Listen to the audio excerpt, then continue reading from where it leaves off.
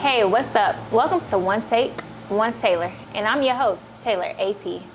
All right, and today I have a special guest. I'm interviewing Mr. Zep Jasper. So how you doing today? Doing all right. How you doing today? I'm good. So to start off, we're gonna do just like a little trivia question round, just an icebreaker. Make sure you're comfortable, nothing too crazy, but it's the little crazy questions. They are random. So I'm gonna put my phone timer on in 60 seconds. And we're just gonna see how many questions you can answer correctly in 60 seconds. Are you ready? Let's do it. All right. Was Benjamin Franklin the first president?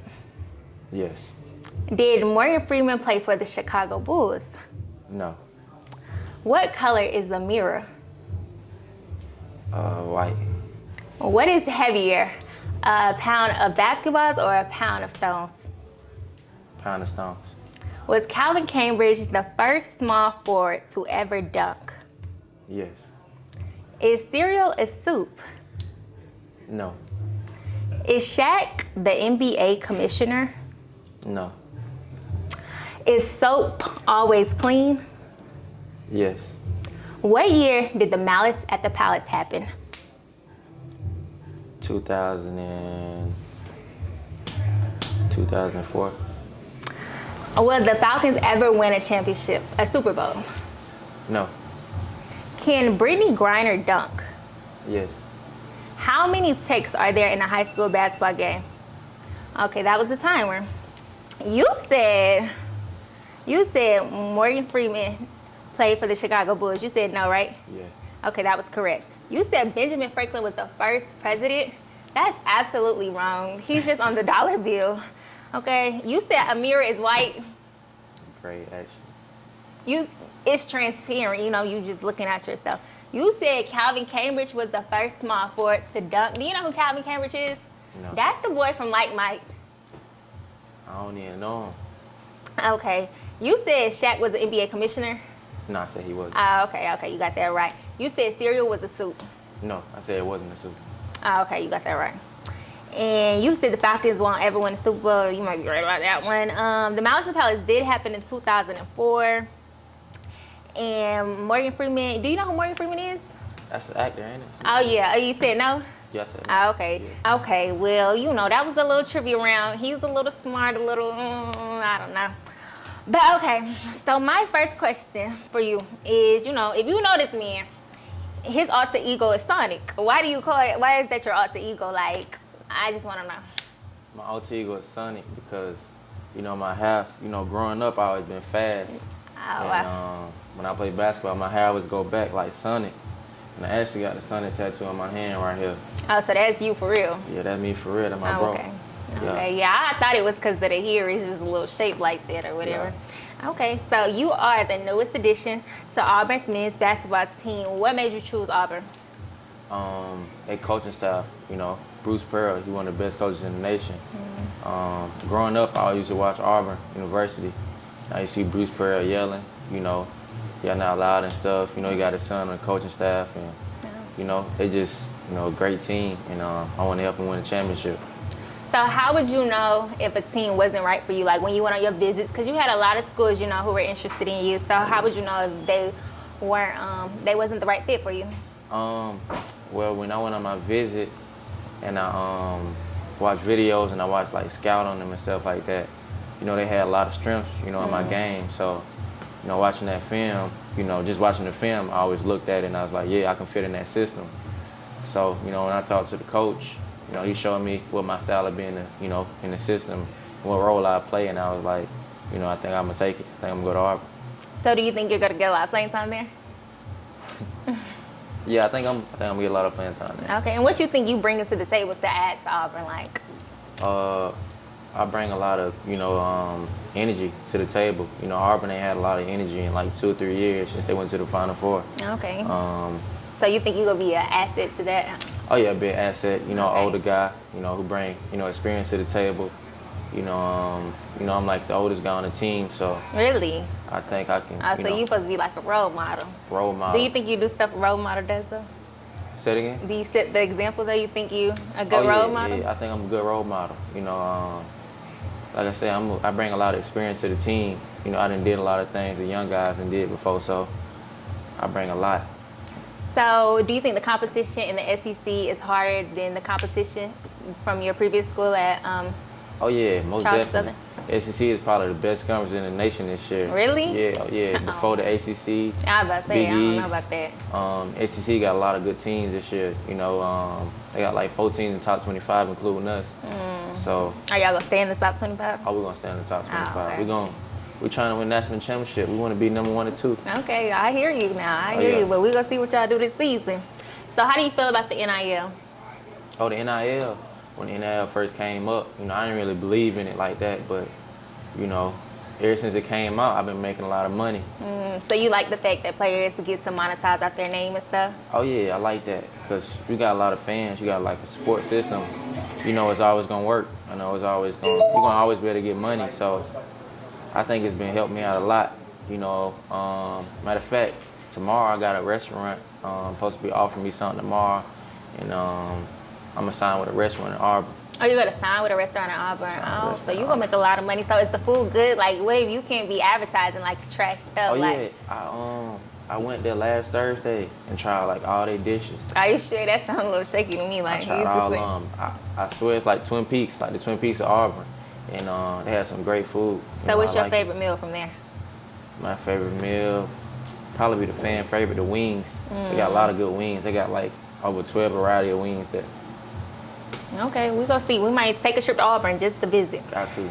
But okay, so everybody knows like you and Black Youngster, that's your homeboy. So like, how did that relationship form? Well, I met Youngster probably about 5 or 6 years ago. When he first came out, his brother and him came down to Augusta, you know, and he had a show, and we had linked up, and he always knew I had supported his music and stuff like that. And he was just like, ever since then, he had called me, you know, one of his young boys, and he took me under his wing, and, you know, ever since he blew up, I've been right there with him. And we go by the group called Heavy Camp. Okay. And, you know, he like a big brother to me, and I stand for him. So you can rap too? You can rap too?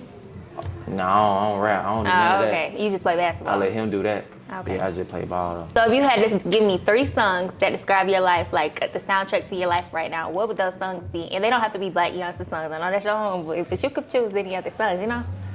I don't know. I probably would be Black Youngster because he got so much motivational stuff. You know, I'm a motivational type guy. So my number 1 song would probably be Black Youngster on Me. Number 2, Deserve It by Black Youngster. And number 3, a legend. He from Atlanta, T.I.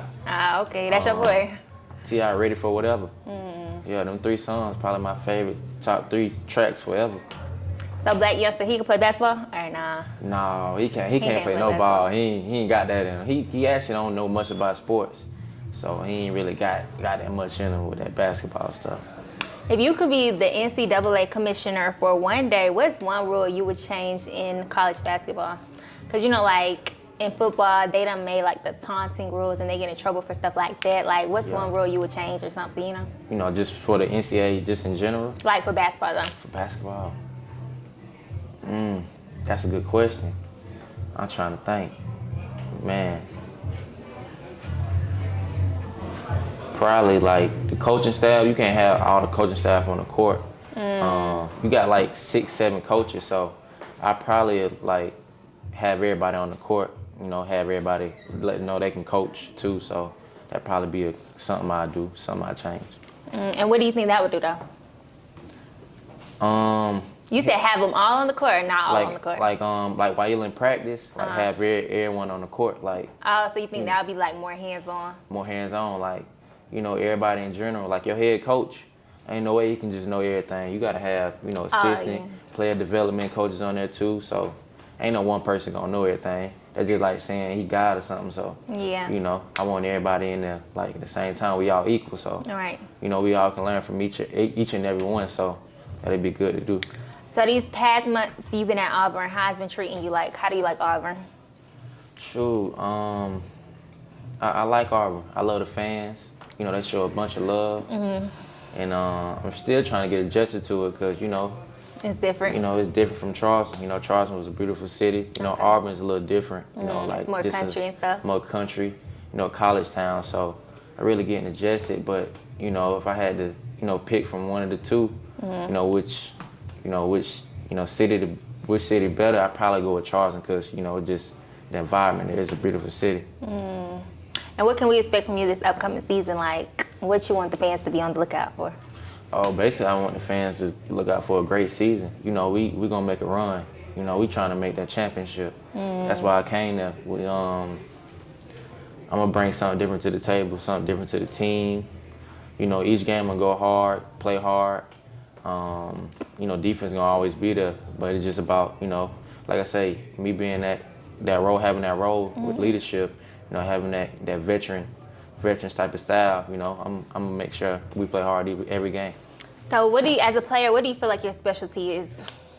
As a player, you know, they call me Honey Badger because my defense. You got the weirdest nicknames. Yeah, I got the weirdest nicknames. They call me Honey Badger because, you know, a honey badger is fearless. They go against, you know, any animal in the world and it don't faze them. So, you know, going against the best players. You know what a honey badger was? Yeah, you look it up, you gonna be like, dang, he tough. That's you, huh? He tough as nails. Oh, okay. I swear, that's me. But you know, they call me that because my defense. I got like great on-ball defense, and you know, a lot of players. I go out the best players on the opposing team, and you know, me going into this year, you know, there's a lot of good guards in the SEC and a lot of good players in the SEC. So I'm looking forward to playing against those guys and locking those guys up. So what's one team you looking forward to playing this season? One team I'm looking forward to playing this season, that's a good question. I got two on my list right now. Well, go ahead, name them all. I can't name them all. Okay, well, just name the two. I probably would say Kentucky and Alabama. And you think y'all are going to beat Kentucky and Alabama? Oh, yeah, I think we're going to beat every team, you know, in the nation. Every team we play, I think we're going to win. All right, now. But, you know... high hopes. Oh, no, high hopes. We got a high hope team, you know, very great team. But Alabama is a rivalry. Yeah. For Auburn. Yeah. So, you know, that's a game you just want to win, you know, out of all of them. And Kentucky, you know, every year they're good. So I always watch them on TV with Coach Calipari, so. So to end the interview, I'm going to just let you ask me one question, and what would that be? Let me think. I want to give you a good question. What made you, you know, get in this type of stuff? Like, what drove you? Like, you know, I was always into sports. I ain't gonna say I was good at them, but I was into sports. I used to play them or whatever, and then, I don't know, I just like sports. My brother plays, like everybody in my family plays. I play everything, but I ain't never stick to nothing. But, yeah, I just like sports. And then my freshman year, I went to school, and they just told me, like, start doing post-game interviews. Then after that, I just started this, and, you know, we're gonna see where it goes. So who was your role model growing up, like just watching, you know, doing this type of stuff? Like, well, I just got into this, like, as I said, freshman year or whatever, but I look up to like Taylor Rooks, Maria Taylor, and people like those, Malika Andrews, I got you. So those, and that concludes our interview. This is Zep Jasper, and you're tuned in with One Take, One Taylor.